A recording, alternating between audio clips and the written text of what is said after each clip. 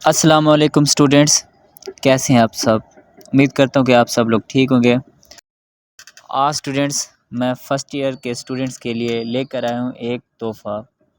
लेकिन तोहफ़ा बताने से पहले अगर आप मेरे चैनल पर न्यू हैं तो सब्सक्राइब कीजिए ताकि मेरी अपकमिंग वीडियोस आप तक जल्द अज जल्द पहुँच सकें। अब हम टाइम वेस्ट किए बगैर डिस्कस करते हैं वो कौन सा ऐसा तोहफ़ा है। ऐसे स्टूडेंट्स जिनको एप्लीकेशन तैयार करने में मुश्किलात का सामना करना पड़ता है, आज मैं उन्हें बताऊंगा कि सिर्फ एक ही एप्लीकेशन से वो सारी एप्लीकेशन तैयार कर लेंगे। एफएससी पार्ट 1 के एग्ज़ाम में एप्लीकेशन 10 मार्क्स की आती है, तो उसको किस तरह अटैम्प्ट करना है, कैसे लिखना है, वो मैं सारा तरीका बताऊंगा। और इस एक एप्लीकेशन से आप सारी एप्लीकेशन तैयार कर सकते हैं। और चेकर आपको अगर 9 नहीं देगा तो 8 नंबर दे देगा अगर आप बिल्कुल ठीक लिखते हैं। एप्लीकेशन 10 मार्क्स की होती है, इसमें से 5 मार्क्स पार्ट्स के होते हैं और 5 मार्क्स बॉडी के होते हैं। तो अब हम डिस्कस करते हैं कि आपने इसको किस तरह लिखना है। सबसे पहले हम स्टार्ट करते हैं द प्रिंसिपल कॉमा, इसका 1 मार्क्स होता है। गवर्नमेंट कॉलेज, यहाँ पर कोई भी कॉलेज हो सकता है। कॉमा सिटी, कॉमा आपने यहाँ पर कॉमा डालना है या फिर इसको आपने ब्रैकेट के अंदर लिखना है। APC, इसके बाद आपने फुल स्टॉप ही लगाने, इसका हाफ मार्क्स होता है। सब्जेक्ट, अब एग्ज़ाम में जो एप्लीकेशन पूछी जाए तो आपने वो वाली यहाँ पर लिखनी है। जैसे आप सिक लीव के ऊपर आ रही है तो आपने लिखना है subject application for sick leave, तो यहाँ पर सिक लीव लिखेंगे तो इसका हाफ मार्क्स होता है। और सर, इसका भी हाफ मार्क्स होता है। और नीचे जो होते हैं यूअर्स ओबीडेंटली कॉमा, इसका फुल मार्क्स होता है। और XYZ इसका हाफ मार्क्स होता है। 5 मार्क्स ये हो गए और 5 मार्क्स की होती है बॉडी। तो अब मैं आपको बताता हूँ कि कौन सी ऐसी एप्लीकेशन है जिसको तैयार करके आप सारी एप्लीकेशन कर सकते हैं। तो स्टूडेंट्स सबसे पहले जिस तरह मैंने आपको अभी बताया है, पार्ट्स लिखने हैं, पार्ट्स के बाद आपने स्टार्ट लेना है। Principal comma college name comma city comma ABC, subject लिखेंगे, इसके बाद आपने सर कॉमा, आगे आपने स्टार्ट लेना है body. Most respectfully I beg to say that I am a student of your college of FSC part 1, humbly request you to grant me, फिर आपने आगे डॉट डॉट डॉट। अदब से गुजारिश है कि मैं आपके कॉलेज में FSC पार्ट 1 का स्टूडेंट हूँ। आजियाना आपसे रिक्वेस्ट करता हूँ कि मुझे आगे, फिर आपने खाली जगह छोड़ देनी है। अब खाली जगह में जो भी आपके एग्ज़ाम में एप्लीकेशन आएगी आपने वो लिखनी है। मैं फिर आपको आगे बताता हूँ कि आपने इसको किस तरह लिखना है। तो हम आगे चलते हैं। Sir, I assure you that I will fulfil my previous studies, sir मैं आपको यकीन दिलाता हूँ कि मैं अपनी प्रीवियस स्टडी कंप्लीट करूँगा। I will leave no stone unturned, unturned का मतलब होता है कसर। To get distinction in the annual examinations, मैं सालाना एग्ज़ामिनेशन में आला इम्तियाज़ हासिल करने में कोई कसर नहीं छोड़ूंगा। It may be of some value to mention here, यहाँ ये बात बताना अहमियत का हामिल होगा या वाज़े करना कि I got merit scholarship in 10th class, मैंने 10th क्लास में मेरिट पर स्कॉलरशिप हासिल की है। I hope you will not disappoint me, मैं उम्मीद करता हूँ कि आप मुझे मायूस नहीं करेंगे। I shall be very thankful to you, आपकी एन नवाजिश होगी या आपका शुक्रगुज़ार होऊंगा। इसके बाद फिर आपने जिस तरफ आपने प्रिंसिपल लिखा था उसी तरफ ही आपने यूअर्स ओबीडेंटली लिखना है। और कुछ स्टूडेंट यहाँ पर गलती करते हैं, यूअर के बाद अपॉस्ट्रॉफी डालते हैं और उसके बाद कॉमा डाल देते हैं। तो आपने ऐसा हरगिज़ नहीं करना। यूअर्स होता है यूअर्स ओबीडेंटली, फिर आपने एक्स वाई जेड लिख देना है और फिर आपने लास्ट पे डेटेड लिखना है। और कुछ स्टूडेंट डेटेड जो लिखते हैं वो यूअर्स ओबीडेंटली के सामने लिखते हैं, या फिर एक लाइन छोड़ के राइट साइड पे लिखेंगे डेटेड एक्स वाई जेड। ये तरीका गलत है, लेकिन आपने लिखना है एक्स वाई जेड के नीचे ही डेट डालनी है। और इस पैटर्न को कहते हैं अमेरिकन पैटर्न।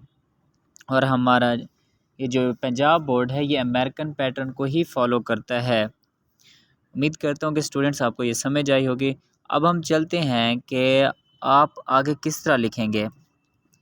अगर एग्ज़ाम में आ जाती है एप्लीकेशन फॉर सिक लीव, तो आपने सब्जेक्ट की जगह इस जगह आपने लिखना है एप्लीकेशन फॉर सिक लीव। इसके बाद आगे आप लिखेंगे most respectfully I beg to say that I am a student of your college of FSC part 1 humbly request you to grant me sick leave for 1 week because I am ill।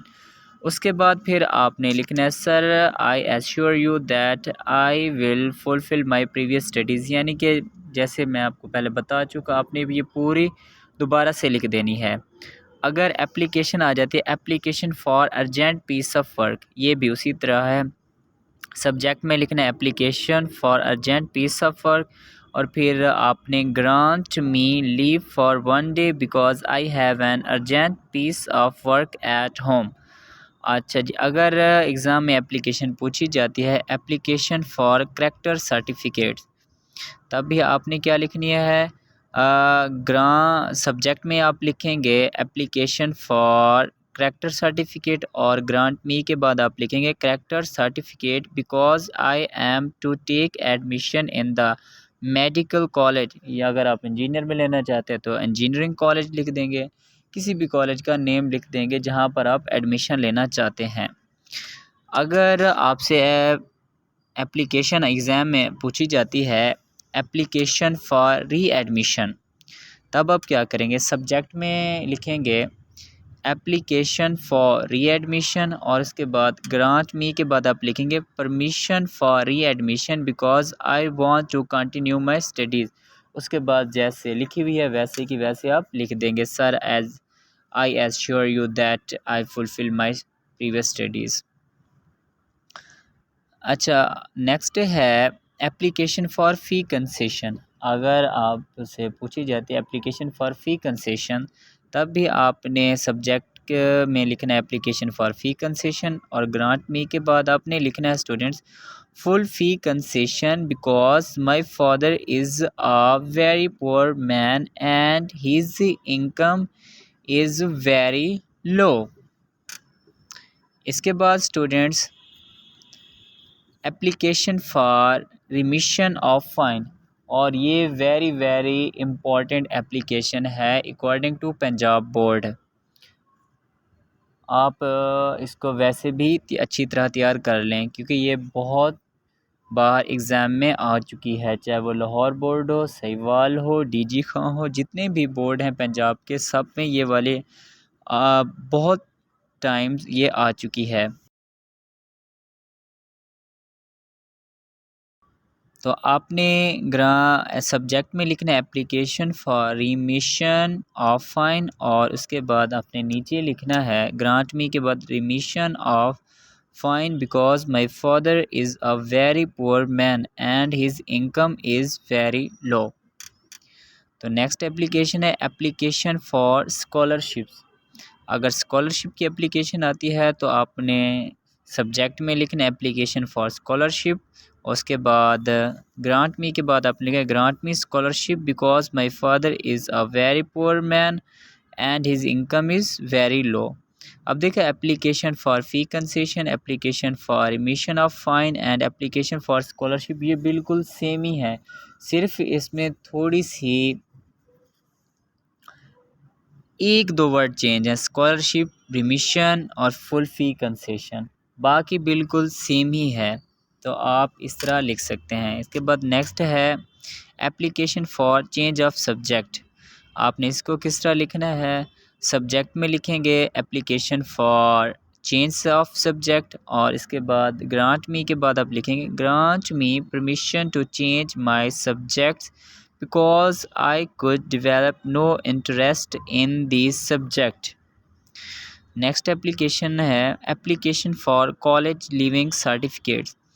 अब इसमें को भी subject में लिखेंगे application for college leaving certificate, उसके बाद next जो grant me college leaving certificate because my family has shifted to Multan. Next है application for attending the wedding ceremony of my brother या फिर सिस्टर या फिर दोस्त, यानी कि किसी की भी किस चीज़ की भी सेरेमनी आ जाती है तो आपने वो लिख देनी है। सब्जेक्ट के आप ये नेम लिखेंगे, इसके बाद grant me leave for 1 week for attending the wedding ceremony of my brother sister, उसके बाद फिर आगे जो भी है वो लिख देना है।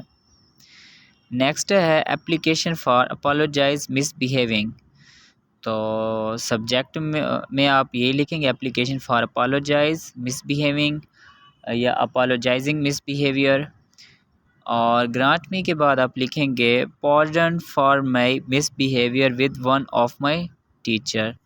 अब ये जितनी भी एप्लीकेशन मैंने 11 की 11 बताई हैं, आपने जो उनका नेम होगा आपने इस सब्जेक्ट यहाँ पर लिखना है इस जगह, और इसके बाद नीचे जो एक दो लाइन दी गई हैं आपने उसको most respectfully I beg to say that I am a student of your college of FSC part 1 humbly request you to grant me, अगर सिक लीव वाली है तो यहाँ पर लिखेंगे sick leave for 1 week because I am ill, उसके बाद फिर आपने नीचे वाला लिख देना sir I assure you that I will fulfil my previous studies, I will leave no stone unturned to get distinction in the annual examination. It may be of some value to mention here that I got a merit scholarship in 10th class. I hope you will not disappoint me. I shall be very thankful to you. Yours obediently. इसके बाद आप comma डालेंगे XYZ dated, ये आपने लिख देनी है। तो thank you so much students, उम्मीद करता हूँ कि आपको ये समझ आया होगा।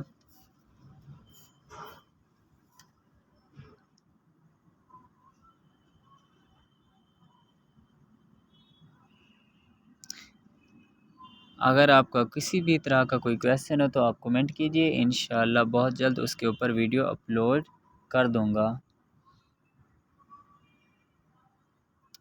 ख्याल रखिएगा अपना, थैंक यू सो मच, अल्लाह हाफिज़।